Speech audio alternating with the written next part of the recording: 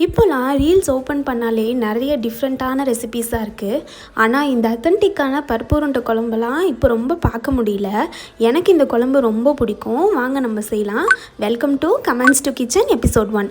இந்த சீரீஸில் நீங்கள் கமெண்ட்ஸில் கேட்குற டிஷ்ஷை நான் அப்லோட் பண்ண போகிறேன். ஸோ மறக்காமல் ஃபாலோ பண்ணிவிட்டு கமெண்ட் பண்ணுங்கள். இந்த ரெசிபி செய்ய நான் 1 கப் துவரம் பருப்புக்கு 1/2 கப் கடலை பருப்பு எடுத்திருக்கேன். ஒரு 3 hours ஊற வச்சுக்கோங்க. பருப்பை தண்ணி இல்லாமல் வடித்து எடுத்துக்கோங்க. அது கூட வரமிளகா, சோம்பு, உப்பு சேர்த்து அரைச்சி எடுத்துக்கோங்க. இப்போ இதை உருண்டை பண்ணிக்கோங்க. நான் டைரெக்டாக இந்த உருண்டையெல்லாம் குழம்புல ஆட் பண்ணியிருக்கேன்.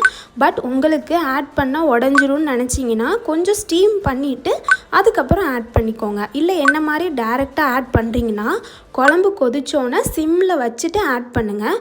ஒன்ஸ் ஆட் பண்ணிட்டீங்கன்னா கரண்டி வச்சு கிண்டாதீங்க. ஒரு 10 minutesல உருண்டை வெந்துடும். அதுக்கப்புறம் நீங்கள் மிக்ஸ் பண்ணிக்கலாம். கண்டிப்பாக ட்ரை பண்ணி பாருங்கள். நெக்ஸ்ட் என்ன ரெசிபி செய்யலான்னு கமெண்ட்ஸில் சொல்லுங்கள். அப்படியே நம்ம